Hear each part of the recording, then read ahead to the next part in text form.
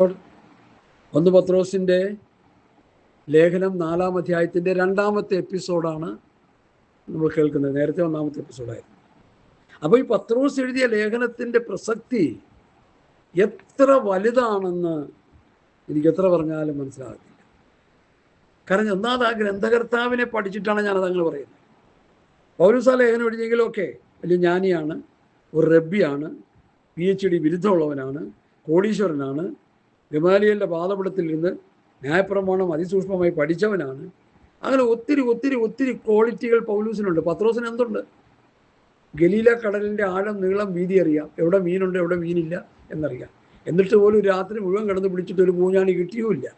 അത്രയൊക്കെ ഉള്ളൂ പത്രോസിൻ്റെ അവസ്ഥ. ആ പത്രോസ് യഥാസ്ഥാനപ്പെട്ട് കഴിഞ്ഞപ്പോൾ കർത്താവ് അവനോട് എന്ത് പറഞ്ഞു? യോഹന്നാൻ്റെ സുവിശേഷം അതിൻ്റെ അവസാനത്തെ അധ്യായത്തിൽ അതിനെക്കുറിച്ച് പ്രതിപാദിക്കുന്നുണ്ട്. ഞാൻ നിങ്ങളെ ഒന്ന് വായിച്ച് കേൾപ്പിക്കുക. ഈ പറയുന്ന കാര്യങ്ങൾ വചനത്തിലൂടെ ഒന്ന് വായിച്ച് കേൾക്കുമ്പോഴാണ് എനിക്ക് സന്തോഷം. എൻ്റെ കുഞ്ഞാടുകളെ മേയ്ക്കുക. അതിൻ്റെ യോഹന്നാൻ്റെ സുവിശേഷം 21-ാം അധ്യായത്തിൻ്റെ 15-ാം വാക്യത്തിൻ്റെ അവസാന പാർട്ടിലാണ് പറയാം, എൻ്റെ കുഞ്ഞാടുകളെ മേയ്ക്കുക. 16-ാം വാക്യത്തിൻ്റെ അവസാനം, എൻ്റെ ആടുകളെ പാലിക്കുക. സ്തോത്രം. അടുത്ത 18-ാം വാക്യത്തിൻ്റെ ആദ്യ ഭാഗം, എൻ്റെ ആടുകളെ മേയ്ക്കുക. അപ്പോൾ ദൈവസഭയുടെ ആട്ടിൻകൂട്ടത്തെ മേയ്ക്കാൻ കർത്താവ് ഡയറക്റ്റായിട്ട് ആക്കി വെച്ചത് പത്രോസിനെയാണ്. പിന്നെയാണ് നമുക്കറിയാം 9-ാം അധ്യായത്തിലാണ്, പ്രവൃത്തി 9-ലാണ് ദൈവസഭയുടെ എതിരാളിയായി ശത്രുവായി നിന്ന പൗലൂസിനെ ദമസ്കോസിൻ്റെ പടിവാതിൽക്കൽ വെച്ച്, ദമസ്കാസ് ഇപ്പോൾ ഉള്ള സിറിയയിലാണ് സ്ഥലം, സിറിയയൊക്കെ കത്തിക്കൊണ്ടിരിക്കുക. ഇപ്പോൾ അവിടെ വെച്ച് പൗലൂസ് ദൈവത്തിൻ്റെ സന്ദർശനം ഏറ്റുവരുന്നു.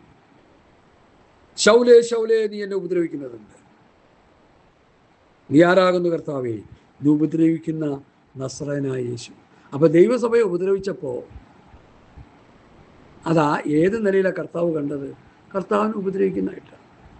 ഇന്ന് സഭകളെ അവിടെ ഇവിടെയൊക്കെ ഉപദ്രവിക്കുമ്പോൾ കർത്താവ് എങ്ങനെയാണ് കാണുന്നത്? സഭയില്ലല്ലോ ഭൂമിയിൽ. ഇത് ചിന്തിച്ചോണേ, ഞാനീ പറയുമ്പോൾ ചിന്തിച്ചോണേ. അവരവരുടെ ഇഷ്ടത്തിനനുസരിച്ച് നിയമങ്ങളും ബൈലുകളും ഒഴിഞ്ഞുണ്ടാക്കി പൊയ്ക്കൊണ്ടിരിക്കുമ്പോൾ അതെങ്ങനെ കർത്താവിൻ്റെ സഭയാവും? ശ്രദ്ധിച്ച് പഠിക്കേണ്ട കാര്യമാണ്. നമ്മളൊരു കൂട്ടത്തെ വാർത്തുണ്ടാക്കുമ്പോൾ അത് ഉപദേശത്തിൽ അധിഷ്ഠിതമായിരിക്കണം ആ സഭ. അപ്പോസ്തലന്മാരുടെ ഉപദേശത്തിൻ്റെ വ്യവസ്ഥയിൽ നിലനിർത്തിക്കൊണ്ടുവേണം ഒരു സഭ നമ്മൾ മുന്നോട്ട് കൊണ്ടുപോകാൻ. നമുക്ക് തോന്നിയ പോലെ വല്ലയിടത്തും വല്ലവരും പറഞ്ഞ പോലെയൊന്നും കാര്യങ്ങൾ നടക്കത്തില്ല. ഞാൻ പറഞ്ഞപ്പോൾ തന്നെ എനിക്കത് വലിയ അതിശയമായിട്ട് തോന്നുക. യഥാർത്ഥ സഭയിലെ അംഗങ്ങളെ ഉപദ്രവിച്ചപ്പോൾ കർത്താവ് പറഞ്ഞു, മുള്ളിൻ്റെ നേരെ ഉദയ്ക്ക് നിനക്ക് വിഹിതമല്ല. നീ ആരാകുന്നു കർത്താവേ? നീ ഉപദ്രവിക്കുന്ന യേശു. അപ്പം യേശുവിനെ ഉപദ്രവിച്ചതായിട്ടാണ് കർത്താവ് അവിടെ പറഞ്ഞത്. ഇന്ന് വടക്കേ ഇന്ത്യയിലും അവിടെ ഇവിടെയൊക്കെ നമ്മളെയൊക്കെ ഉപദ്രവിക്കുമ്പോൾ കർത്താവിനത് ഫീൽ ചെയ്യാത്ത എന്തുകൊണ്ടാണ്? സഭയായിട്ടില്ല പ്രിയമുള്ളവരെ. ഓരോരുത്തരും ഓരോ നേതാക്കന്മാരെ ചമച്ച് രാഷ്ട്രീയം ഭരിക്കുന്ന പോലെ ഇത് പാസ്റ്റർമാർ രാഷ്ട്രീയത്തിൽ ഇറങ്ങാൻ കൊതിക്കുന്നതിൻ്റെ കാര്യം എന്താ? പൈസ ഉണ്ടാക്കാം. ദ്രവ്യാഗ്രഹികളാണ് ഇത് ചെയ്യുന്നത്. ഒരു MLA ഒരു മന്ത്രിയും കാശുണ്ടാക്കുന്ന പോലെ കാശുണ്ട് അതിനൊക്കെ ഇറങ്ങിയിരിക്കുന്നവർ. അല്ല, എന്താ നല്ല ഉദ്ദേശം വല്ലതും ഉണ്ടോ? ഒന്നുമില്ല. സാത്താൻ ഇവിടെ തലമുണ്ടയ്ക്ക് ആലോചന കൊടുത്തിട്ട് ചെയ്തുകൊണ്ടിരിക്കുക. ഇതൊക്കെ അധപ്പതനത്തിൻ്റെ ചവിട്ടുപടികളാണെന്ന് ഇനിയെങ്കിലും അവർ മനസ്സിലാക്കി മടങ്ങി വരട്ടെ. അതിനോട് ഞാൻ അവർക്ക് വേണ്ടി പ്രാർത്ഥിക്കുക. അപ്പം സഭ കർത്താവിൻ്റെതാണ്. ഞാൻ എൻ്റെ സഭയിൽ പണിയും പാതാള ഗോപുരത്തിനെ ജയിക്കുകയില്ല. സഭ കർത്താവിൻ്റേതാകണമെങ്കിൽ കർത്താവിൻ്റെ വചനത്തിൻ്റെ വ്യവസ്ഥയിൽ അധിഷ്ഠിതമായിരിക്കണം സഭ. വചന വ്യവസ്ഥ പ്രകാരമായിരിക്കണം സഭ. കുറ്റങ്ങളുണ്ട്, കുറവുകളുണ്ട്, ബലഹീനതകളുണ്ട്, പോരായ്മകളുണ്ട്, വീഴ്ചകളുണ്ട്, ഇതൊക്കെ ഉണ്ട്. കാരണം പച്ച ജഡത്തിലാണ് നമ്മളിവിടെ ഇരിക്കുന്നത്. ആത്മാവിൻ്റെ വീണ്ടെടുപ്പേ നടന്നിട്ടുള്ളൂ, ശരീരത്തിൻ്റെ വീണ്ടെടുപ്പ് നടന്നിട്ടില്ല. അപ്പം നമ്മൾ സഭയായിട്ട് കൂടി വരുമ്പോൾ പ്രശ്നങ്ങളും പോരാട്ടവും ഒക്കെ കാണും, വഴക്കും വക്കണം എല്ലാം കാണും. അതെല്ലാം തിരുത്തി പോകണം. അപ്പോൾ നമ്മുടെ കാലത്തൊന്നും ഉണ്ടായിരുന്നതായിട്ട് അതിനകത്ത് പല തെളിവുകളുണ്ട്. അപ്പോൾ അതൊക്കെ തിരുത്താൻ പറ്റിയ ജ്ഞാനികളായ ദേവദാസന്മാരുണ്ടായിരിക്കണം. ദൈവമാക്കി വെച്ച ശുശ്രൂഷന്മാരുണ്ടായിരിക്കണം സഭകളിൽ. അവൻ ചിലരെ അപ്പോസ്തലന്മാരായ, ചില സുവിശേഷന്മാരായ, ചില ഇടയന്മാരായ, ഉപദേഷ്ടാക്കന്മാരെ നിയമിച്ചിരിക്കുന്നു. അവൻ ചിലരെ അപ്പോസ്തലന്മാരായി, ചിലരെ സുവിശേഷകന്മാരായി, ഇടയന്മാരായി, ഉപദേഷ്ടാക്കന്മാരെ ദൈവം നിയമിച്ചു വെച്ചിരിക്കുന്നവരുണ്ട്. 4, 5 അത് പഠിപ്പിക്കുന്നുണ്ട്. ദൈവം നിയമിച്ചു വെച്ച ശുശ്രൂഷകന്മാരാണ് സഭയെ ഭരിക്കുന്നത്. ഇന്ന് സംഘടന ആക്കി വെച്ചിരിക്കുന്നവരാണ് ബഹുഭൂരിപക്ഷം. സ്വയം കയറി ചെയ്യുന്നവരാണ് ബഹുഭൂരിപക്ഷവും. അതുകൊണ്ട് സഭയല്ലാതായി പോകുന്നത്. സഭയ്ക്ക് പീഡ വരുമ്പോൾ കർത്താവിനെ ഉപദ്രവിക്കുന്നതായിട്ടാണ് കർത്താവ് പറഞ്ഞത്. ശൗലേ ശൗലേ, നീ എന്നെ ഉപദ്രവിക്കുന്നത്? ദൈവത്തിൻ്റെ മക്കളെ, ദൈവസഭയെ ഉപദ്രവിക്കുമ്പോൾ ദൈവം ഉപദ്രവം ഏൽക്കുന്ന പോലെ കർത്താവിനത് ഫീൽ ചെയ്തു. ഇന്നെന്താ ഫീൽ ചെയ്യാത്തത്? നമ്മളെ സഭയായിട്ടില്ല. അതിനുള്ളൊരു നല്ല നേതൃത്വം നമുക്കില്ല. അപ്പോസ്തലന്മാരെ പോലെ സഭയുടെ നേതൃത്വ നിരകളിൽ ശക്തിയായി ഉപദേശം പഠിപ്പിച്ച് ജനത്തെ മുമ്പോട്ട് നയിക്കാൻ നേതൃത്വ നിരകളില്ല. ഒരു കർത്താവിൻ്റെ ദാസൻ പറഞ്ഞപ്പോഴാണ് എനിക്കത് കൂടുതൽ ബോധ്യമായത്. ഇന്നത്തെ ആത്മീയ ഗോളത്തിൽ സഭാ നേതൃത്വങ്ങളിൽ അനുകരണീയമായി അനുകരിക്കാൻ കൊള്ളാകുന്ന ഒരു ലീഡറും നമുക്കില്ലാതെ പോയെന്നുള്ളതാണ് നമ്മുടെ ഏറ്റവും വലിയ പരാജയം. 100% ഞാനത് ഏറ്റുപറയുക. ലീഡർമാർ കണ്ടെയ്നർ കണക്കിന് കിടപ്പുണ്ട്. അനുകരിക്കാൻ കൊള്ളാകുന്നവരില്ല. പ്രിയമുള്ളവരെ, എല്ലാവരും അവരവരുടെ ലക്ഷ്യങ്ങൾക്ക് വേണ്ടി സുവിശേഷ വേല ചെയ്യുക. ഇതിൽ പതിയിരിക്കുന്ന അപകടം ആത്മരക്ഷ നഷ്ടമാകുകയാണെന്നുള്ളത് ഇതാരും മനസ്സിലാക്കുന്നില്ല. സ്വത്രം എങ്ങനെയും അങ്ങ് പോകാമെന്നൊരു ചിന്ത. എൻ്റെ ഏറ്റവും അടുത്ത ബന്ധത്തിൽപ്പെട്ടൊരു സഹോദരനോട് ഞാനിത് പറഞ്ഞ വിഷയം. നമ്മൾ സ്വർഗത്ത് പോകുമെന്ന് ചിന്തിച്ചുകൊണ്ടിരുന്നാൽ പോകണമെന്നില്ല. എന്താ കാര്യം? കർത്താവ് പറഞ്ഞൊരു സ്റ്റേറ്റ്മെൻറ്റ് അങ്ങനെയാണ്. അതുകൊണ്ടാണ് സ്വർഗരാജ്യത്തെ ബലാത്കാരം ചെയ്യുന്നു, ബലാത്കാരികൾ അതിനെ പിടിച്ചടക്കുന്നു.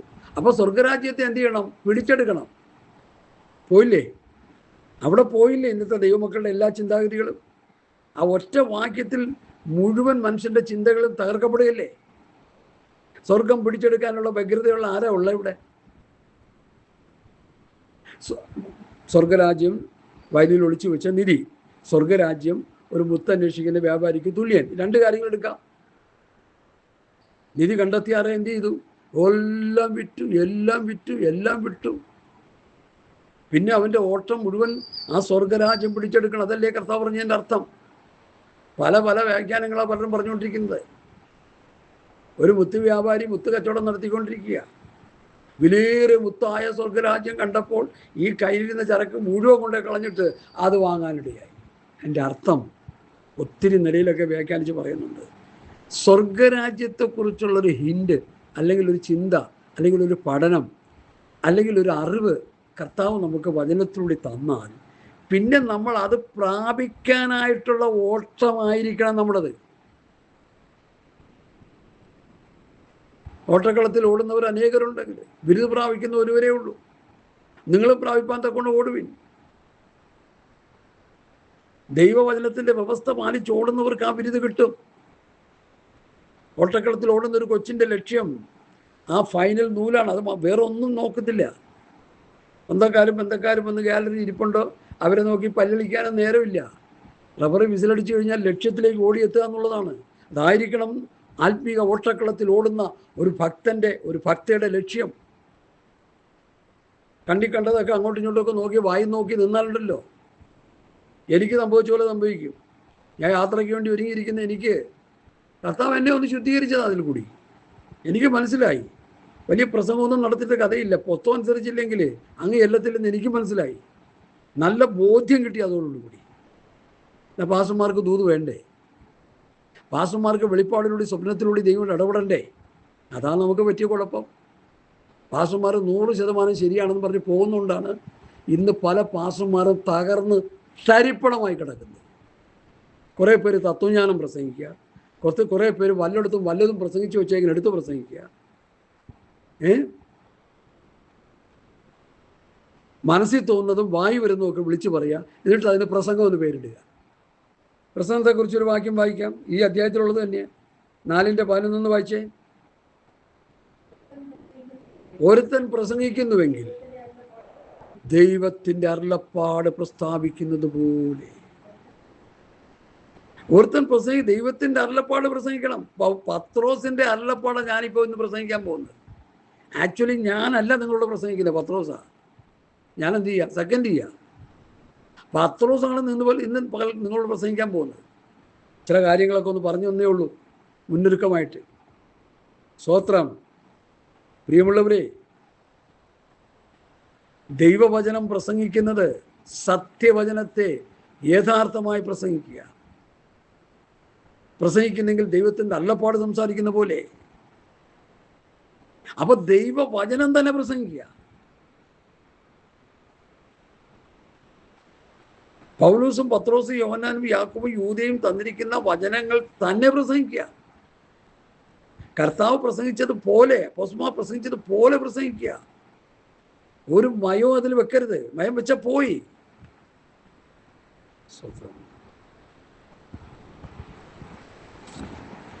കർത്താവ് എങ്ങനെയാ പ്രസംഗിച്ചത്? മത്തായി 22:16 വായിച്ചേ. മത്തായി 22:16, മർക്കോസ് 12:14. ഇടയ്ക്കിടയ്ക്ക് ഞാൻ പറഞ്ഞുകൊണ്ടിരിക്കുക. കാരണം ഇതൊക്കെ മറന്നു പോകുന്നേ. താത്താൻ മറപ്പിച്ചു കളയും ഈ കാര്യങ്ങളൊക്കെ. മത്തായി 22:16, മർക്കോസ് 12:14.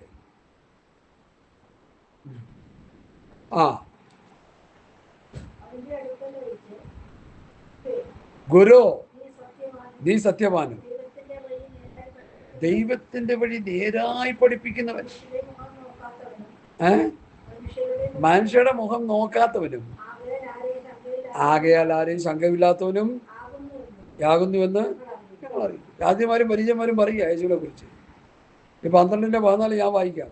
ഗുരു, നീ മനുഷ്യരുടെ മുഖം നോക്കാതെ ദൈവത്തിൻ്റെ വഴി നേരായി പഠിപ്പിക്കുന്നത് കൊണ്ട് നീ സത്യവാനും ആരെയും ഗണ്യമാക്കാത്തവനും എന്ന് ഞങ്ങൾ അറിയുന്നു.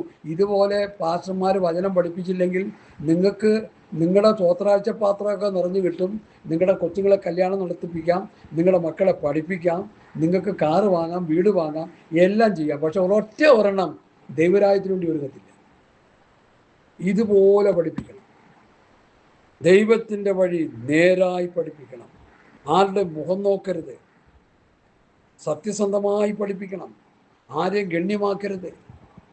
കാശുള്ളവൻ വന്ന് മുമ്പിലിരിക്കും, കാശില്ലാത്തവന്നും മുമ്പിൽ ഇരിക്കും.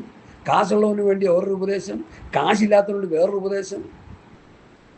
ഇതൊക്കെ ഇന്ന് നടന്നുകൊണ്ടിരിക്കുന്ന കാര്യമാണ്, ആനുകാലിക സംഭവങ്ങൾ. അതുകൊണ്ടാണ് ഞാൻ ഈ പറയുന്നത്. ഇതൊക്കെ പറയുമ്പോൾ ആർക്കും നമ്മളെ ഇഷ്ടപ്പെടില്ല. ആരും ഇഷ്ടപ്പെടണ്ടെന്നേ. ഞാൻ വിചാരിക്കുന്നത് എൻ്റെ വചന പ്രഘോഷണം കർത്താവ് പ്രസാദിക്കണമെന്ന് മാത്രമേ ഉള്ളൂ. മനുഷ്യരാരും പ്രസാദിക്കത്തില്ല. മനുഷ്യരാർക്കും അവർക്ക് കർണരസമാകുമാറ് മാത്രമേ കാര്യങ്ങൾ പിടിക്കത്തുള്ളൂ. അവർക്ക് ചെവിയിൽ ഇൻപം തോന്നണം, കേട്ട് കഴിഞ്ഞാൽ ഒന്ന് ഊറി ചിരിക്കണം.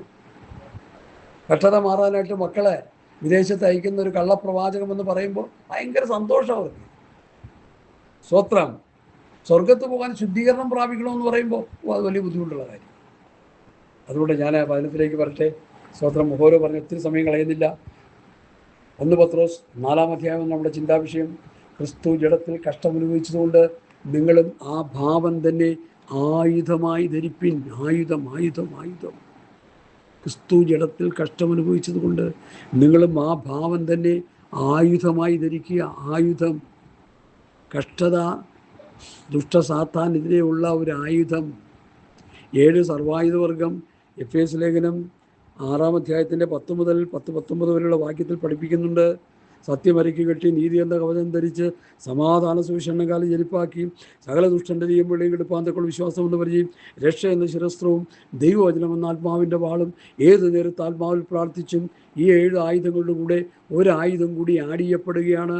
പത്രോസിൻ്റെ ലേഖനം 1-ാം അധ്യായം 1-ാം ലേഖനം 4-ാം അധ്യായത്തിൻ്റെ 1-ാം വാക്യത്തിൽ 8ാമത്തെ ആയുധം.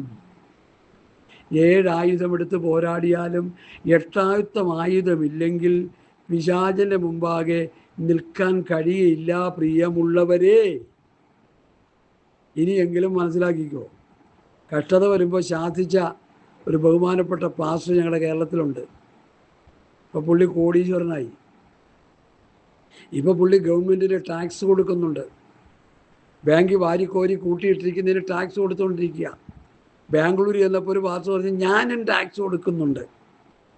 പുള്ളി അതിലും വലിയ പരിപാടി നടത്തിക്കൊണ്ടിരിക്കുക. ഇവരൊക്കെ സർക്കസ് കൂടാരം നടത്തി കാശുണ്ടാക്കുക എന്നാണ് ഞാൻ പറഞ്ഞുകൊണ്ടിരിക്കുന്നത്.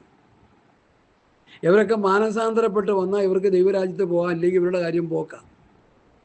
അങ്ങനെ പോകണമെന്ന് ആഗ്രഹിക്കുന്നുണ്ട് പറയുകയല്ല. കാരണം ഞാൻ റിയൽ ഫാക്ട് ഞാൻ വിളിച്ച് പറയുക. മനസ്സിലായോ? പത്രോസും പൗലോസും യോഹന്നാനും യാക്കോബും ഒന്നും ടാക്സ് കൊടുത്തില്ല. കർത്താവിന് പോലും കൊടുക്കാൻ കാശില്ല എന്നാണ് പുസ്തകം പഠിപ്പിക്കുന്നത്. പിന്നെ അവർക്ക് എവിടെ നിന്ന് വന്നു ഈ കാശ്? പറ, നിങ്ങൾ പറ. വല്ല ഞെളിഞ്ഞിരുന്നോണ്ട് പറയുക എനിക്ക് കിട്ടുന്നതിന് മുഴുവൻ ഞാൻ ടാക്സ് അതുപോലെ ഉണ്ടാക്കുകയല്ലേ, വക്രിച്ചുണ്ടാക്കുകയല്ലേ. ക്യാപ്റ്റൻ ശമൂലിൻ്റെ ഭാഷയെ പറഞ്ഞ വക്രിച്ചുണ്ടാക്കുക. വല്ലവരും മലർത്തിയടിച്ച്, വല്ലവരോടും കള്ള പ്രവചനങ്ങൾ പറഞ്ഞ്, പ്രാർത്ഥിച്ച് രോഗി സൗഖ്യമാക്കി, ഭൂതം പോയി, അത്ഭുതം നടന്നു, അടയാളം നടന്നു, വിസ കിട്ടി, മക്കൾക്ക് ജോലി കിട്ടി, പ്രമോഷൻ കിട്ടി, ആന കിട്ടി, കാറ് കിട്ടി, വീട് കിട്ടി, പ്രതീക്ഷിക്കാത്തത് പലതും കിട്ടി. പാസ്റ്റർ പ്രാർത്ഥിച്ചപ്പോൾ ദൈവം ചെയ്തതല്ലേ? അല്ല, നല്ല സൂപ്പർ സാത്താൻ ചെയ്തതാണ്. എന്താ തെളിവ്? അടുത്ത് വായിച്ചോ. മത്തായി 7:22 വായിച്ചേ. മത്തായി 7:22 വായിച്ചേ. ഇതൊക്കെ ഇടയ്ക്കിടയ്ക്ക് ഇങ്ങനെ പറഞ്ഞുകൊണ്ടിരുന്നില്ലെങ്കിലേ ജനം മറന്നു പോകും. അതുകൊണ്ടാണ് 7:22 വായിച്ചേ. കർത്താവേ കർത്താവേ, നിന്റെ നാമത്തിൽ ഞങ്ങൾ പ്രവചിക്കുകയും നിന്റെ നാമത്തിൽ ഭൂതങ്ങളെ പുറത്താക്കി നിന്റെ നാമത്തിൽ വളരെ പ്രാർത്ഥിച്ചു കഴിഞ്ഞപ്പോൾ തന്നെ വിസയിഞ്ഞ് പോന്നു. ഓ, വീര്യം പ്രവർത്തിച്ചില്ലയോ എന്ന് പലരും ആ നാളിൽ എന്നോട് പറയും. അന്ന് ഞാൻ അവരോട്, ഞാൻ ഒരു നാളും നിങ്ങളെ അറിഞ്ഞിട്ടില്ല. അപ്പോൾ പ്രിയമുള്ള, ആധർമ്മം പ്രവർത്തിക്കുന്നവരെ എന്നെ വിട്ടുപോകും. Get out, I say you get out. ഒക്കെ എൻ്റെ മുമ്പിൽ നിന്ന്. കർത്താവ് അപ്പം തിന്നവരും കുഴിയെണ്ണിയവരും ഒക്കെ ഉപദേശം കടിപ്പിച്ചപ്പോൾ എല്ലാവരും പിൻവാങ്ങിപ്പോയി. അവരോടും കർത്താവ് എന്താ പറഞ്ഞത്? അങ്ങനെ പോയ സമയത്തും കൂടെ നിന്ന വാത്സല്യ ശിഷ്യന്മാരെ, താൻ ഓമന പേര് ചൊല്ലി വിളിച്ചെടുത്ത ശിഷ്യന്മാരോടും കർത്താവിൻ്റെ ആറ്റിറ്റ്യൂഡ് അത് തന്നെയാണ്. നിങ്ങൾക്കും പോയിക്കൊള്ളാൻ മനസ്സുണ്ടോ എന്ന് ചോദിച്ചു. ഇതാണ് കർത്താവിൻ്റെ സ്വഭാവമെന്ന് പെന്തക്കോസ് പാസ്റ്റർമാരും പെന്തക്കോസ് വിശ്വാസികളും നന്നായി ഗ്രഹിച്ചിരിക്കണം. ഇനി ഇതിൽ കൂടുതൽ പറയാൻ എനിക്കറിയില്ല. ഇതാ കർത്താവിൻ്റെ സ്വഭാവം. നമ്മൾ വിചാരിക്കുന്നത് എങ്ങനെയും പോയാൽ കൂട്ടിച്ചേർക്കാൻ. നോ, പ്രമാണം അനുസരിക്കാത്തവനെ കർത്താവിന് വേണ്ട, വ്യവസ്ഥയിൽ നിൽക്കാത്തവനെ കർത്താവിന് വേണ്ട. കുറ്റങ്ങളുണ്ടാവും, കുറവുകളുണ്ടാവും, പരാജയങ്ങളുണ്ടാവും, തോൽവികളുണ്ടാവും. ഏറ്റുപറയണം, ശുദ്ധീകരണം പ്രാപിക്കണം, വചനത്തിൻ്റെ വ്യവസ്ഥയിലേക്ക് വരണം. ശുദ്ധീകരണം കൂടാതെ ആരും കർത്താവിനെ കാണുകയില്ല. ഹല്ലേലൂയ, സ്തോത്രം സ്തോത്രം. അത്ഭുതവും അടയാളങ്ങളൊക്കെ നടക്കും. ആധർമ്മം പ്രവർത്തിക്കുന്നവരെ എന്നെ വിട്ടു പോകുന്നു. അധർമ്മം. ഈ അധർമ്മം എന്നുള്ള വാക്ക് പത്രോസ് അപ്പോസ്തലൻ പ്രയോഗിക്കുന്നുണ്ട്. അപ്പോഴാണ് എനിക്ക് അതിൻ്റെ ഗുരുതരമായ അവസ്ഥ മനസ്സിലായത്. 2 പത്രോസ് 3:16 വായിച്ചു. 15-16 കൂടി വായിച്ചോ. 2 പത്രോസ് 3:15-16 ഒന്ന് കേട്ട് നോക്കിയേ. 2 പത്രോസ് 3:15-16. എനിക്കിതൊക്കെ കാണാതെ അറിയാം, പക്ഷേ വായിക്കുന്നവരും കേൾക്കുന്നവരും ഒക്കെ ഇതൊന്ന് ശ്രദ്ധിച്ചോണം. അങ്ങനെ തന്നെ നമ്മുടെ പ്രിയ സഹോദരനായ പൗലോസും തനിക്ക് ലഭിച്ച ജ്ഞാനത്തിന് തക്കവണ്ണം നിങ്ങൾക്കും ഇതിനെക്കുറിച്ച് സംസാരിക്കുന്ന ലേഖനങ്ങളിലും എഴുതിയിട്ടുണ്ടല്ലോ. അവയിൽ ഗ്രഹിപ്പാൻ പ്രയാസമുള്ളത് ചിലതുണ്ട്. അറിവില്ലാത്തവരും അസ്ഥിരന്മാരുമായവർ ശേഷം തിരുവെഴുത്തുകളെ പോലെ തങ്ങളുടെ നാശത്തിനായി കോട്ടിക്കളയുന്നു.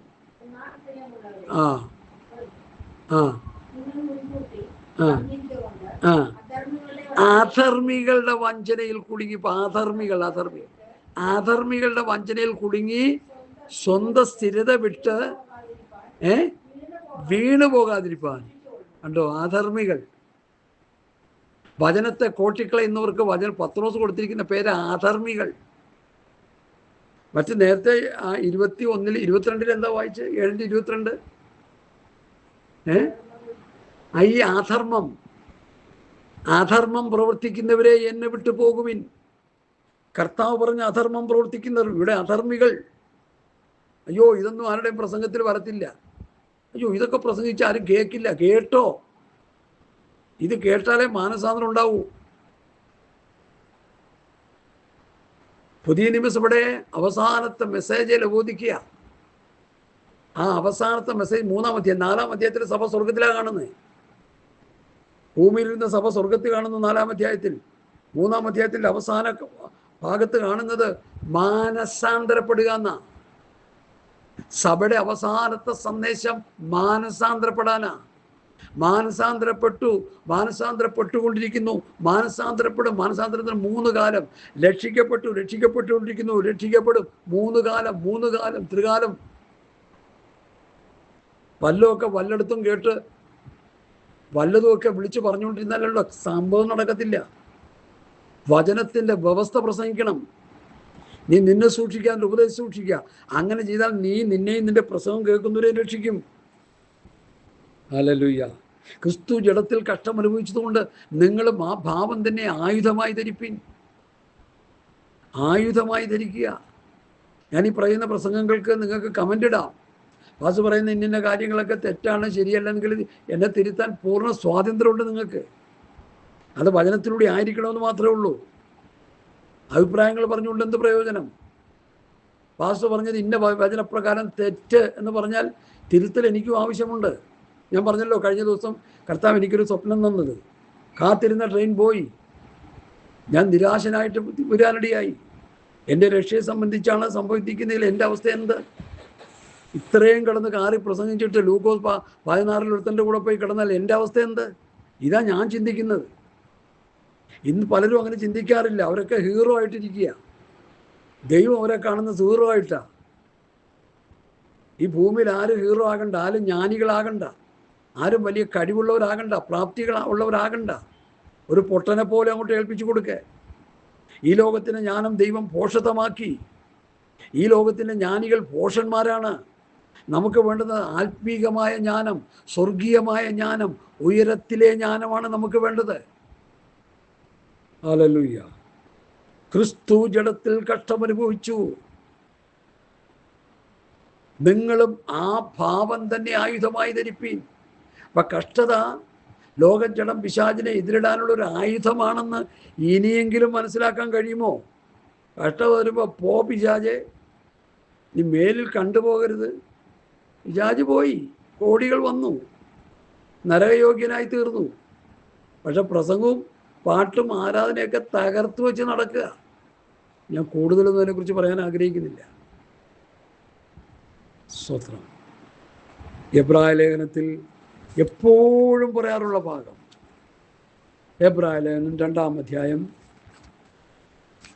ഹല്ലേലൂയ. അതിൻ്റെ 10-ാം വാക്യം. സകലത്തിനും ലാക്കും സകലത്തിനും കാരണഭൂതനുമായവൻ അനേക പുത്രന്മാരെ തേജസ്സെങ്കിലേക്ക് നടത്തുമ്പോൾ അവരുടെ രക്ഷാനായകനെ കഷ്ടാനുഭവങ്ങളാൽ തികഞ്ഞവനാക്കുന്നത് യുക്തമായിരുന്നു. പിതാവിനത് യുക്തമായിരുന്നു. കഷ്ടങ്ങളിലൂടെ തികഞ്ഞു വരിക. അപ്പോൾ കോടിക്കണക്കിന് രൂപ ബാങ്കിലിട്ടുകൊണ്ടിരിക്കുന്ന ഒരു ഭക്തന് കഷ്ടങ്ങളിലൂടെ എങ്ങനെയാണ് തികഞ്ഞു വരുന്നത്? കഷ്ടം വേണ്ടേ? അതുകൊണ്ടല്ലേ പറയുന്നത് ധനവാൻ സ്വർഗ്ഗരാജ്യത്തിൽ കിടക്കുന്ന ഒട്ടം സൂചിക്കുടികൾ കിടക്കുക. ഇത് പറയുമ്പോൾ ആർക്കും ഇഷ്ടപ്പെടില്ല. ഇഷ്ടപ്പെടണ്ട.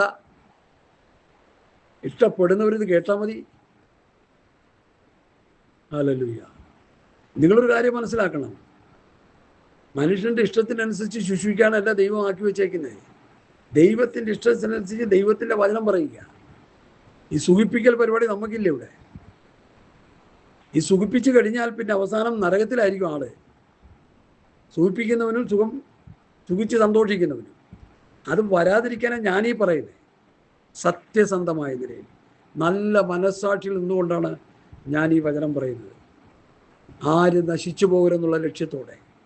നമുക്ക് കുറേ പണമോ കുറേ കസേരയൊക്കെ കിട്ടിയിട്ടുണ്ടാകാം. അത് നിന്റെ നിത്യത നഷ്ടമാക്കുകയാണെങ്കിൽ നീ അതിനോട് വിട പറഞ്ഞേ മതിയാവും. യാതൊരു സംശയമില്ല കാര്യത്തിൽ. സ്തോത്രം, സ്തോത്രം. അടുത്ത എബ്രായർ 2-ന്റെ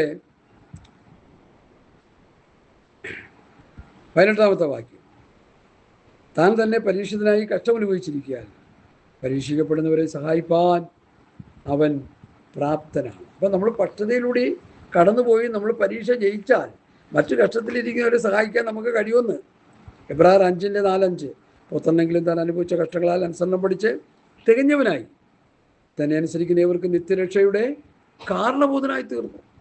1 പത്രോസ് 2:20, ക്രിസ്തു നിങ്ങൾക്ക് വേണ്ടി കഷ്ടം അനുഭവിച്ചു. നിങ്ങൾ എൻ്റെ 2:20 21 1 പത്രോസ് 2:20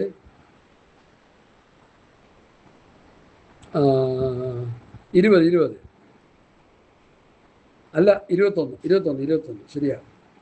ക്രിസ്തു നിങ്ങൾക്ക് വേണ്ടി കഷ്ടം അനുഭവിച്ചു, നിങ്ങൾ അവൻ്റെ കാൽച്ചോട് പിന്തുടരുവാൻ ഒരു മാതൃക. അതേ പദമല്ല ഇവിടെയും പറയുന്നത്. ക്രിസ്തു ജഡത്തിൽ കഷ്ടം അനുഭവിച്ചുകൊണ്ട് ആ ഭാവം തന്നെ ആയുധമായി ധരിപ്പി. അപ്പൊ കഷ്ടത ഒരു ശാപമാണെന്ന് പഠിപ്പിച്ചുകൊണ്ടിരിക്കുന്ന പ്രസംഗപീഠങ്ങളുടെ പ്രസംഗം കേട്ടുകൊണ്ടിരിക്കുന്നവരോടാണ് ഞാൻ ഈ പറയുന്നത്. അതിനവർ വഴുതലങ്ങയും മത്തങ്ങയും തേങ്ങയും കൊണ്ടുവന്നിട്ടൊക്കെ മുറിച്ച് ശാപം മാറ്റി തരുന്നുണ്ട്, അതിന് കാശും മേടിക്കുന്നുണ്ട്. അങ്ങനെയുള്ള ഒരെണ്ണം ദൈവരാജ്യത്തിൻ്റെ പടിവാല് കാണത്തില്ല.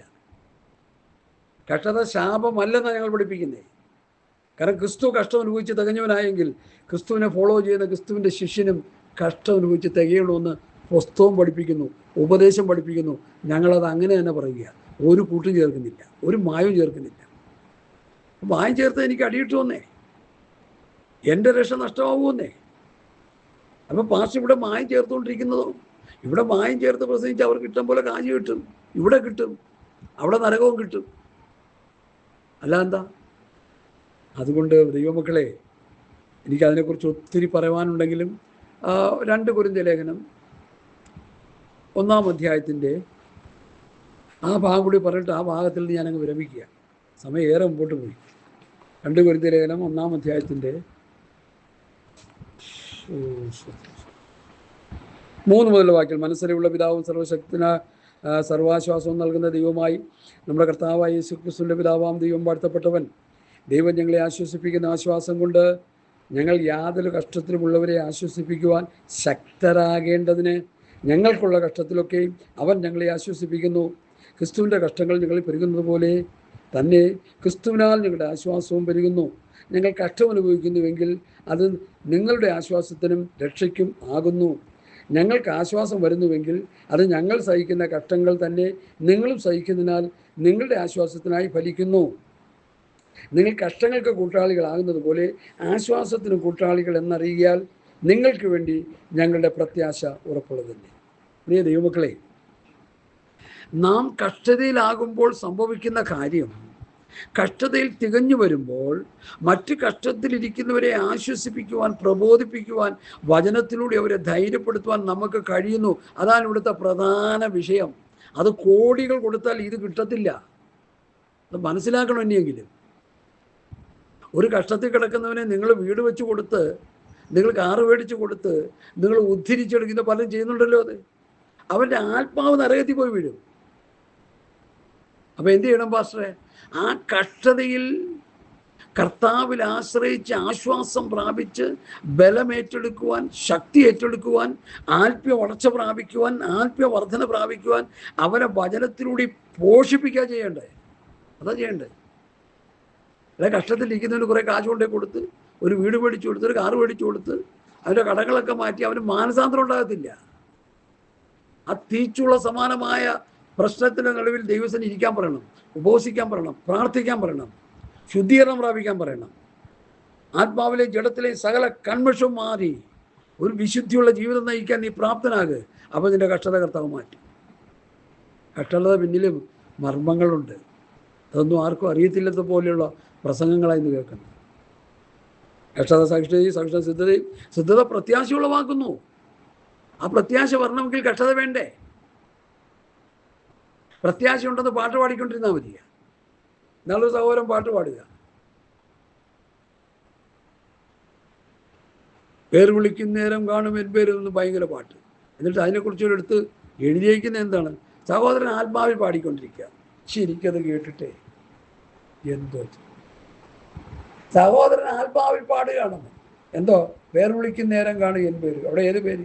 ആര് വിളിക്കണം? ഞാനതൊരു വലിയ വേദപണ്ഡിതനോട് ചോദിച്ച് മനസ്സിലാക്കിക്കൊണ്ട് ഞാൻ പറയുക. പുള്ളി പറയാം അവിടെ പേര് വിളിയൊന്നുമില്ല.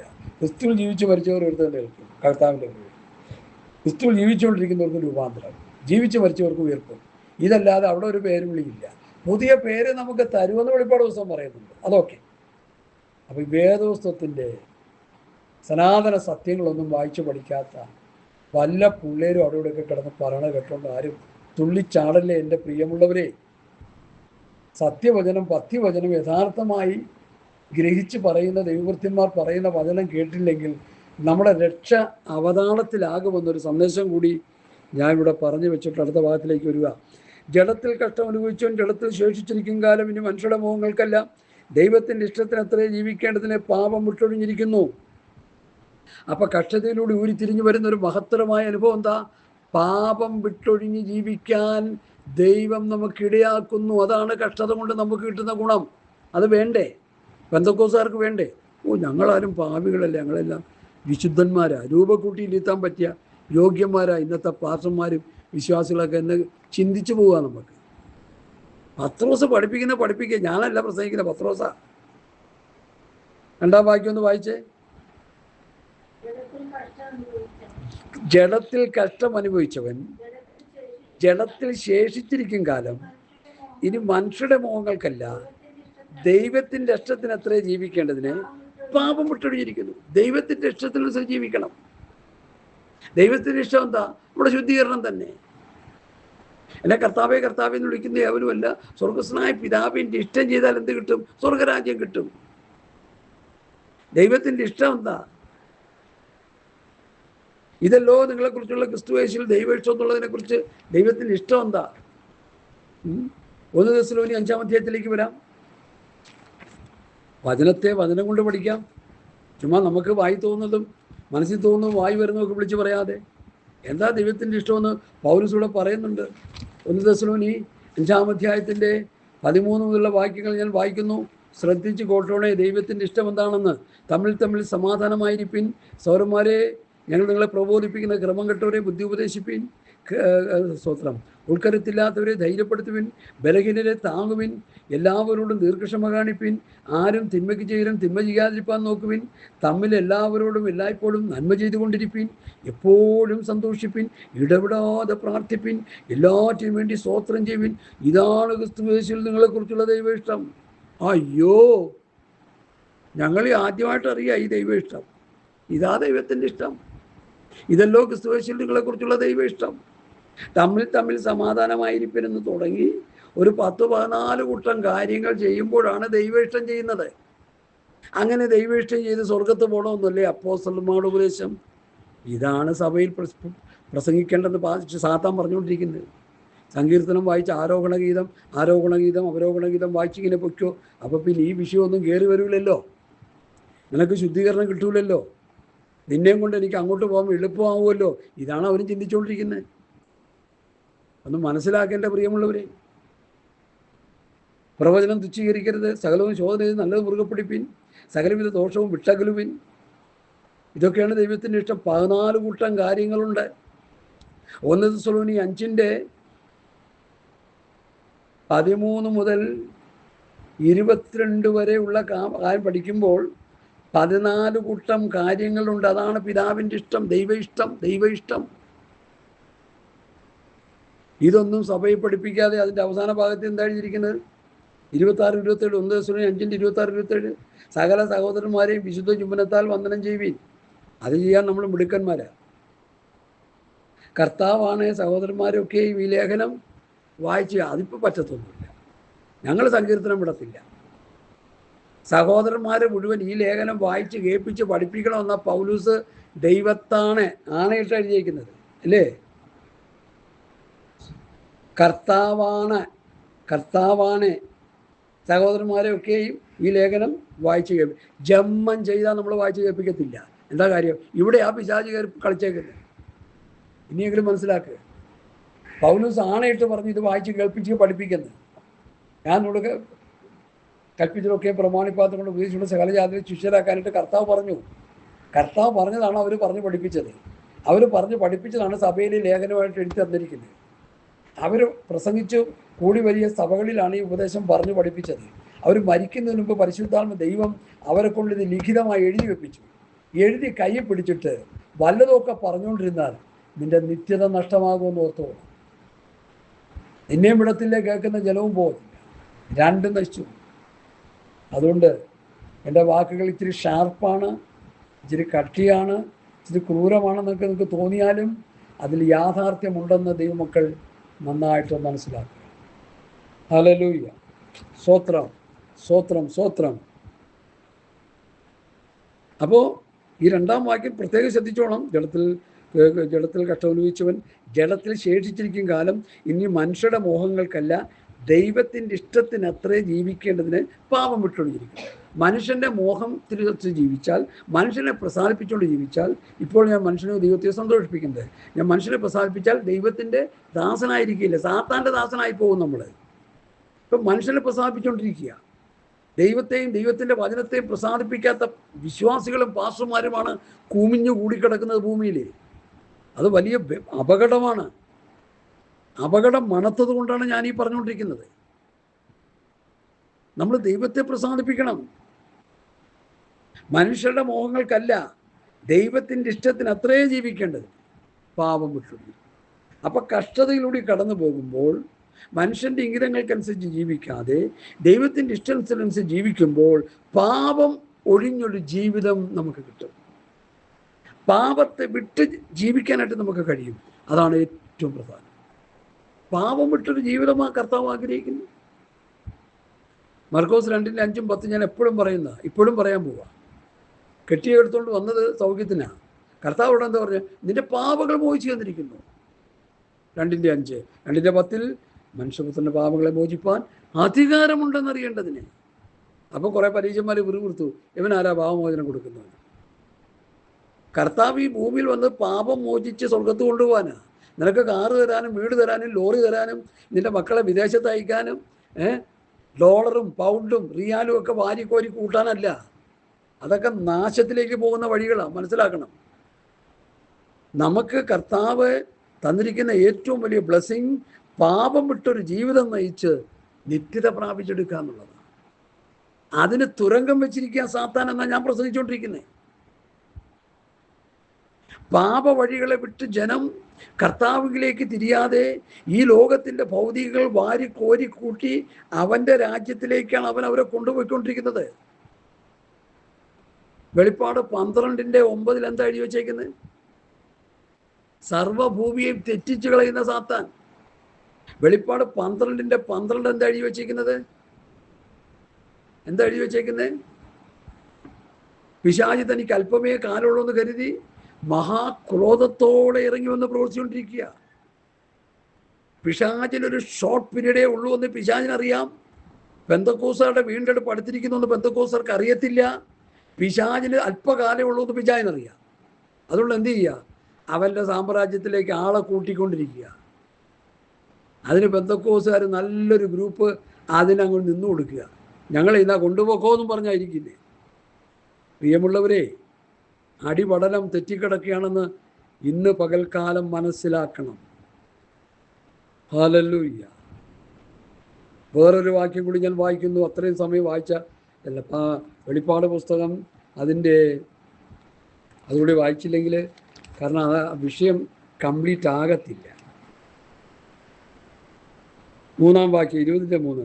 ജാതികളെ വഞ്ചിക്കാതിരിപ്പാൻ അവനെ അഗാധത്തിൽ തള്ളിയിട്ട് അടച്ചുപൂട്ടുകയും മീതെ മുദ്രയിടുകയും ചെയ്തു. 1000 ആണ്ട് വാഴ്ച ഈ ഭൂമിയിൽ തുടങ്ങുമ്പോൾ പിശാച് സാത്താനെ ബന്ധിക്കുന്ന ചരിത്രമാണ് വെളിപ്പാട് 20:1-2-3 വാക്യങ്ങൾ.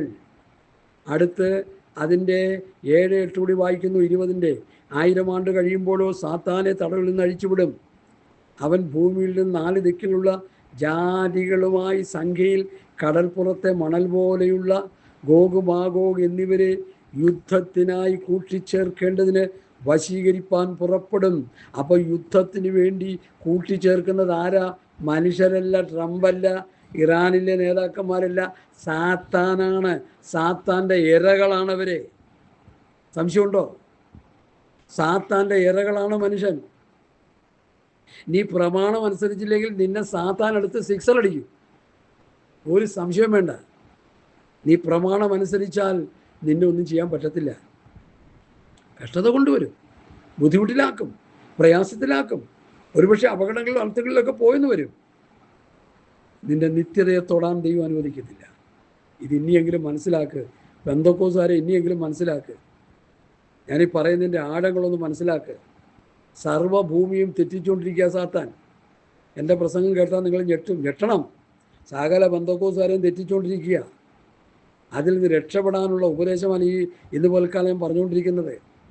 യുദ്ധത്തിനായി കൂട്ടിച്ചേർക്കുന്നത് മനുഷ്യരല്ല, സാത്താനാണെന്ന വെളിപ്പാട് പുസ്തകം പറഞ്ഞിരിക്കുന്നത്. കടൽപ്പുറത്തെ മണൽ പോലെയുള്ള ഗോഗ് മാഗോഗ് എന്നിവരെ യുദ്ധത്തിനായി കൂട്ടിച്ചേർക്കേണ്ടതിന് വശീകരിക്കാൻ പുറപ്പെടും. ആര്?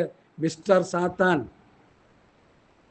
അപ്പോൾ യുദ്ധവും കലഹവും ഈ ഭൂമിയിലുള്ള സകല പ്രശ്നങ്ങളുടെയും നാരാവേര് ദുഷ്ട പിശാചാണെന്ന് ഇനിയെങ്കിലും പെന്തക്കോസ്തുകാർ മനസ്സിലാക്കുന്നുണ്ടോ? അതുകൊണ്ടാണ് 1000 ആണ്ട് വാഴ്ച ഈ ഭൂമിയിൽ കർത്താവ് തുടങ്ങുമ്പോൾ, രാജാവായി കർത്താവ് വാഴുമ്പോൾ, പുതിയ നിയമ വിശുദ്ധന്മാർ കർത്താവിനോടൊപ്പം ഈ ഭൂമിയിൽ വാഴുമ്പോൾ സാത്താനെ ബന്ധിക്കുന്നതിൻ്റെ കാരണം എന്താ? ഭൂമിയിൽ അവനെ അഴിച്ചു വിട്ടാൽ എല്ലാത്തിനെയും തുലച്ചു കളയവൻ. അത് നമുക്കത് അറിയില്ല.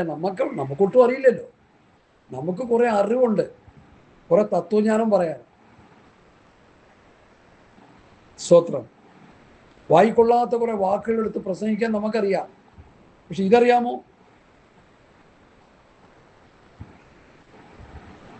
വെളിപ്പാട് 20:3 അറിയാമോ? ജാതികളെ വഞ്ചിക്കാതിരിപ്പാൻ അവനെ അഗാധത്തിൽ തള്ളിയിട്ട് അടച്ചു പൂട്ടുകയും ചെയ്യും. ജാതികളെ വഞ്ചിക്കാതിരിപ്പാൻ. 1000 ആണ്ട് വാഴ്ച നടക്കുമ്പോൾ ജാതികളെ വഞ്ചിക്കുവൻ. അതുകൊണ്ട് അവനെ ലോക്ക് ചെയ്യണം. യോബിന് കിട്ടും വേലി ചുറ്റി സൂക്ഷിച്ചു. ആ വേലി പൊളിക്കാൻ പെർമിഷൻ മേടിച്ചിട്ടാണ് സാത്താൻ അവനെ തൊടുന്നത്. നമ്മുടെയൊക്കെ കുടുംബത്തിൽ സാത്താൻ കിടന്ന് ഞെരങ്ങുന്നുണ്ടോ എന്ന് ചിന്തിച്ചോണം. നമ്മളും നമ്മുടെ മക്കളും ഒക്കെ വിശുദ്ധന്മാരാണെന്ന് ആരും ചിന്തിക്കരുത്. അങ്ങനെയാണെങ്കിൽ എനിക്ക് സന്തോഷം. അങ്ങനെ അല്ലെങ്കിൽ ദൈവസന്നിധി കിടന്ന് അലമുറിയിട്ട് കരഞ്ഞോണം. എല്ലാ ആഴ്ചയിലും 2 ദിവസം ഇരുന്ന് ഉപവസിക്കണം, പ്രാർത്ഥിക്കണം, കരയണം, നിലവിളിക്കണം. സാത്താൻ്റെ ഇടപാടിൽ നിന്നെല്ലാം എൻ്റെ മക്കളെയും കുഞ്ഞുമക്കളെയും പ്രിയപ്പെട്ടവരെയൊക്കെ കർത്താവ് വിടിവിക്കണം. ദൈവസന്നിധി കിടന്ന് പ്രാർത്ഥിക്കണം. അങ്ങനെ നല്ലൊരു പ്രാർത്ഥനയുടെ അന്തരീക്ഷം ഉണ്ടാക്കണം. കാറിന് വേണ്ടി, വീടിന് വേണ്ടി, ലോറിക്ക് വേണ്ടി കിടന്ന് പ്രാർത്ഥിക്കുന്ന പ്രിയപ്പെട്ടവരോട് എനിക്ക് പറയാനുള്ളത് ഇതേ ഉള്ളൂ. സ്വർഗരാജ്യത്തേക്ക് പോകാൻ വേണ്ടി ആത്മീക ഓട്ടക്കളത്തിൽ ബിരുദ നഷ്ടമാകാതെ ചെന്നെത്താൻ വേണ്ടി വലിയ ശുദ്ധീകരണത്തിന് വേണ്ടി പ്രാർത്ഥിക്കണം. നമ്മുടെ പ്രാർത്ഥന അതായിരിക്കണം. ഹല്ലേലൂയ. അപ്പോസ്തലന്മാരുടെ പ്രാർത്ഥന എന്നൊരു കൺസെപ്റ്റ് ഈ അപ്പോസ്തല ഉപദേശത്തിൽ കിടപ്പുണ്ട്, യൂട്യൂബിൽ കിടപ്പുണ്ട്. അപ്പോസ്തലന്മാരുടെ ഉപദേശപ്രകാരമുള്ള പ്രാർത്ഥന, പൗലൂസിൻ്റെ പ്രാർത്ഥന, 4 ശ്രദ്ധേയമായ പ്രാർത്ഥന 3-4 എപ്പിസോഡായിട്ട് ഞാൻ ചെയ്തിട്ടുണ്ട്. നിങ്ങൾ യൂട്യൂബിൽ ബൈബിൾ സ്റ്റഡി ബാർ പാസ്റ്റർ സാമ്പോൾ എന്ന് സെർച്ച് ചെയ്താൽ അത് കിട്ടും. ഒരു വ്യക്തി പ്രാർത്ഥിച്ചുകൊണ്ടിരിക്കുന്ന ഒരു ചിത്രം ഇട്ടിട്ടാണ് എൻ്റെ കൂട്ടു സഹോദരൻ ഇത് ചെയ്തിരിക്കുന്നത്. എനിക്കത് സന്തോഷമായി. അങ്ങനെയെങ്കിലും അത് കണ്ടെങ്കിലും ഒന്ന് പ്രാർത്ഥിക്കട്ടെ എന്ന് കരുതി. നിങ്ങൾ ആ പ്രാർത്ഥന ശ്രദ്ധിച്ചു കേട്ടോ? ഫിലിപ്പി ലേഖനത്തിലെ പ്രാർത്ഥന, കൊലോസ് ലേഖനത്തിലെ പ്രാർത്ഥന, എഫേസ്യ ലേഖനത്തിലെ 2 പ്രാർത്ഥന, അതിലൊന്നും ചക്കയും മാങ്ങയും തേങ്ങ ഒന്നുമില്ല. അതിൽ ഒരു പ്രാർത്ഥന പ്രാർത്ഥിക്കുക. ഇപ്പോൾ നമുക്കൊന്ന് എടുത്ത് വായിക്കാം. ഫിലിപ്പിയ ലേഖനം 1-ാം അധ്യായത്തിൽ 9, 10, 11.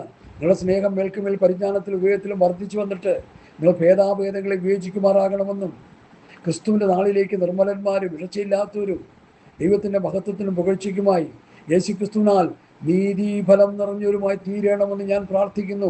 ഇതിൽ വല്ലതും ചക്കയും മാങ്ങയും തേങ്ങയും വിസ വല്ലതും ഉണ്ടോ? വീടോ കാറോ വല്ലതും ഉണ്ടോ ഇതിൽ? ഇത് കൊലോസ് ലേഖനം 1-ാം അധ്യായത്തിലെ 10 മുതലൊന്ന് വായിച്ചേ. ഇടയ്ക്കൊന്നും അതിന് ഒരു ആത്മാവിൽ ഹേമം ഉണ്ടാകേണ്ടത് ഇത് പറയുന്നേ. ദൈവേഷ്ടത്താൽ ക്രിസ്തുയേശുവിൻ്റെ അപ്പോസ്തലനായ പൗലോസ് ആ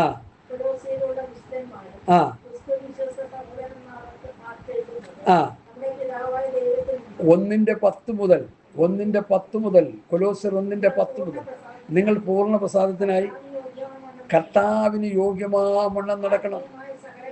ആത്മീയമായ സകല ജ്ഞാനത്തിലും വിവേകത്തിലും അവൻ്റെ ഇഷ്ടത്തിൻ്റെ പരിജ്ഞാനം കൊണ്ട് നിറഞ്ഞു വരണമെന്നും സകല സൽപ്രവൃത്തിയിലും ഫലം കായ്ച്ച് ദൈവത്തെക്കുറിച്ചുള്ള പരിജ്ഞാനത്തിൽ വളരണമെന്നും സകല സഹിഷ്ണുതയിലും ദീർഘക്ഷമയ്ക്കുമായി ദൈവത്തിൻ്റെ മഹത്വത്തിൻ്റെ വല്ലഭത്തിനൊത്തവണ്ണം പൂർണ്ണ ശക്തിയോടെ ബലപ്പെടണമെന്നും വിശുദ്ധന്മാർക്ക് വെളിച്ചത്തിലുള്ള അവകാശത്തിനായി നിങ്ങൾ പ്രാപ്തരാക്കുകയും നമ്മെ ഇരുട്ടിൻ്റെ അധികാരത്തിൽ നിന്ന് വിടുവിച്ച് തൻ്റെ സ്നേഹസ്വരൂപനായ പുത്രന്റെ രാജ്യത്തിൽ ആക്കി വയ്ക്കുകയും ചെയ്ത പിതാവിന് സന്തോഷത്തോടെ സ്തോത്രം ചെയ്യുന്നവരാകണം എന്ന് അപേക്ഷിച്ചു. അത് മതി, അതാ പ്രാർത്ഥന. എഫേസ്യർക്ക് 2 പ്രാർത്ഥനയുണ്ട്, അത് ഞാൻ പിന്നെ പറയാം. നമ്മുടെ പ്രാർത്ഥന അങ്ങോട്ട് കൊണ്ട് തോട്ടിക്കളഞ്ഞിട്ട് എന്ത് ചെയ്യുക? ഈ പൗലൂസ് പഠിപ്പിച്ച പ്രാർത്ഥന. പാസ്റ്റർമാർ എക്സ്പെഷ്യലി അവർക്ക് വീടിന് വേണ്ടി കാറിന് വേണ്ടി ഒന്നും പ്രാർത്ഥിക്കണ്ട.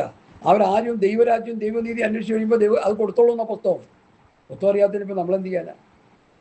എടാ, ആദ്യം അവൻ്റെ രാജ്യം നീതിയും അന്വേഷിക്കുമ്പോൾ നിങ്ങൾക്ക് ആവശ്യമുള്ളത് തിന്നാനും കുടിക്കാനും ഉടുക്കാനും പോകാനും കിടക്കാനുള്ളതൊക്കെ കർത്താവ് തരും. ഇതേ സംശയമുണ്ടോ? കിട്ടുമെന്നേ. ഇത് അതിനു വേണ്ടി കിടന്ന് പ്രാർത്ഥിക്കുക, ജോലിക്ക് വേണ്ടി പ്രാർത്ഥിക്കുക, വിസയ്ക്ക് വേണ്ടി പ്രാർത്ഥിക്കുക, എമിഗ്രേഷന് വേണ്ടി പ്രാർത്ഥിക്കുക. നാളെ നോക്കുമ്പോൾ ഒരു സഹോദരൻ കുവൈറ്റിൽ പോകാനായിട്ടിരിക്കുന്ന സഹോദരിയോട് പ്രവചനം പറയുക, നിന്നെ ഞാൻ അമേരിക്കയിൽ വിടാൻ പോവുക. എന്താ ഇത്? പെന്തക്കോസുകൾ ഇത്ര അധപ്പതിച്ചോ? ഹല്ലേലൂയ. നമ്മുടെ CPM ഹരാവോ നടത്തിയപ്പോൾ UDF ഗവൺമെൻറ്റിൻ്റെ പോലീസ് ഭരണം മാറുമ്പോൾ ഓരോരുത്തരെയും പോലീസ് ആവുമല്ലോ, ജലപീരങ്കി അടിച്ചപ്പോൾ ഒരു പഴുതും കണ്ടില്ല അതിന് ഒരു മറുപടി പറയാൻ. അപ്പോൾ ആ ജലപീരങ്കി അടിച്ച ആ വെള്ളം നിലത്തുനിന്ന് കോരി ഒരു കുപ്പിയിലാക്കിയിട്ട് നമ്മുടെ സഖാവിന് കൊണ്ടേ കൊടുത്തു. സഖാവ് എന്ത് ചെയ്യണം? ഇതുപോലെ ഇത്ര അധപ്പതിച്ചു പോയല്ലോ എന്ന് ഓർത്ത് സങ്കടപ്പെട്ടാണ്. ഈ പുള്ളി ഇതും കൊണ്ട് നിയമസഭയിൽ വന്നിരിക്കുക, ഒരു കുപ്പി വെള്ളം നോക്കുമ്പോൾ കലങ്ങിയ വെള്ളം. ഇതാണ് അടിച്ചത്. അപ്പോൾ എതിർകക്ഷിക്കാർ അതിൻ്റെ തെളിവ് കൊടുത്തു. വെറുതെ നിലത്തിൽ നിന്ന് കോരുന്നതായിട്ട് ഈ സോഷ്യൽ മീഡിയയും ക്യാമറയായിട്ട് ആൾക്കാർ നടക്കുക. ഇനിയെങ്കിലും ഈ മണ്ടന്മാർ ഇനി ഒന്നും മനസ്സിലാക്കി, എല്ലാവരും മനസ്സിലാക്കണം. അത് കോൺഗ്രസ്സുകാരും കമ്മ്യൂണിസ്റ്റുകാരും BJPക്കാരും എല്ലാവരും മനസ്സിലാക്കണം. നമ്മൾ കാണിക്കുന്ന ഈ ചാബല്യങ്ങൾ, ഈ ശൈശവമായ ഈ കുട്ടിക്കളിയൊക്കെ ക്യാമറയും കൊണ്ട് നടക്കുന്നുണ്ട്. എല്ലാവരും ഒപ്പിയെടുക്കും. അപ്പോൾ കൊണ്ട് പ്രൂഫായിട്ട് കൊണ്ടുവന്ന് കാണിക്കും. ജലപീരങ്കി അടിച്ച വെള്ളം നിലത്ത് വീണ് ഒഴുകി മണ്ണുമായിട്ട് ചേർന്ന് ചെളിവെള്ളമായിട്ട് അത് ഒരുത്തം കോരി കുപ്പിയിലിട്ടിട്ട് സഖാവിൻ്റെ കയ്യിൽ കൊണ്ടുപോയി കൊടുത്തു. കുറഞ്ഞ പക്ഷം ചോദിക്കണ്ടേ, ഇത് എവിടെ നടത്തണമെന്നെങ്കിലും ചോദിക്കണ്ടേ? പുള്ളിക്ക് കിട്ടിയോടെ പുള്ളി ഇത് തന്നെ ഒരു അസ്ത്രം അങ്ങ് ഇത് കളയാൻ കരുതി. അവസാനം എന്തായി? മണ്ടക്കോസ്വാമിയായിട്ട് എതിർപക്ഷം പുള്ളിയെ വിമർശിക്കാനിടയായി. അതൊരു പ്രായമുള്ള ഒരു പൊളിറ്റിക്സ് ലീഡറോ അദ്ദേഹം ഒരു നല്ലൊരു രാഷ്ട്രീയ നിരീക്ഷകനാണ്. അദ്ദേഹം പറഞ്ഞു, ഇതിൽ കൂടുതൽ അപഹാസ്യപ്പെടാൻ വേറെ വല്ലതും വേണം. ഞാൻ ഇതിനിടയിൽ രാഷ്ട്രീയം തിരികെ കയറ്റി നിങ്ങൾ പറയല്ലേ. ദൈവമക്കളെ, നമ്മളും ഇതുപോലെ ഓർത്തോണം. മറ്റുള്ളവർക്കെതിരെ എന്തെങ്കിലുമൊക്കെ പറയുമ്പോൾ, അവഹേളനമായിട്ട് നമ്മൾ പറയുമ്പോൾ നമ്മൾ ഓർത്തോണം നമ്മൾ ചെയ്യുന്ന കാര്യങ്ങൾ. പണ്ടൊരു ചിന്തകൻ പറഞ്ഞ പോലെ, ഒരു പ്രവൃത്തി ചെയ്യുമ്പോൾ, ഒരു വാക്ക് പറയുമ്പോൾ 2-3 പ്രാവശ്യം വിലയിരുത്തണം. എന്നിട്ട് വേണം നമ്മളത് ചെയ്യാൻ. ഇല്ലെങ്കിൽ നമ്മൾ തന്നെ പരിഹാസ വിഷയമായി ലോകത്തിൻ്റെ മുൻപാകെ തീരുമെന്ന് രാഷ്ട്രീയക്കാരനും ഭക്തന്മാരും ഒന്ന് ഓർത്തെങ്കിൽ നല്ലത്. ഹല്ലേലൂയ. എന്നെ കേൾക്കുന്ന പ്രിയപ്പെട്ടവരെ, ഞാൻ വചനത്തിൽ നിന്ന് വിട്ടുപോകുകയല്ല, ഞാൻ വചനം തന്നെ പ്രസംഗിക്കാനായിട്ട് ഇരിക്കുകയാണ്. അതുകൊണ്ട് എന്നെ കേൾക്കുന്ന പ്രിയപ്പെട്ടവരെ, സ്തോത്രം. ദൈവത്തിൻ്റെ ഇഷ്ടത്തിനനുസരിച്ച് ജീവിക്കണമെങ്കിൽ പാപം വിട്ടൊഴിയണമെങ്കിൽ കഷ്ടത എന്ന കഠിന ശോധനയിലൂടെ ഞാനും നിങ്ങളും പാസ്റ്റർമാരും വിശ്വാസികളും കടന്നു പോകണം. കഷ്ടത വരുമ്പോൾ പ്രവാചകന്മാരെ വിളിച്ച് പ്രാർത്ഥിപ്പിച്ച്, സ്തോത്രം, അബ്രഹാമിനെ അനുഗ്രഹിക്കുന്ന പോലെ, യോബിനെ അനുഗ്രഹിച്ചതുപോലെ എന്നൊക്കെ പറഞ്ഞ് കള്ളപ്രവചനം കേട്ട് പോയാൽ നിന്റെ നിത്യത നഷ്ടമാകും. സത്യവേദ പുസ്തകം പഠിപ്പിക്കുന്നത് കഷ്ടത സഹിഷ്ണുതയും, സഹിഷ്ണുത സിദ്ധതയും, സിദ്ധത പ്രത്യാശയും ഉളവാക്കുന്നു എന്നറിഞ്ഞ് കഷ്ടങ്ങളിലും പ്രശംസിക്കുന്നു.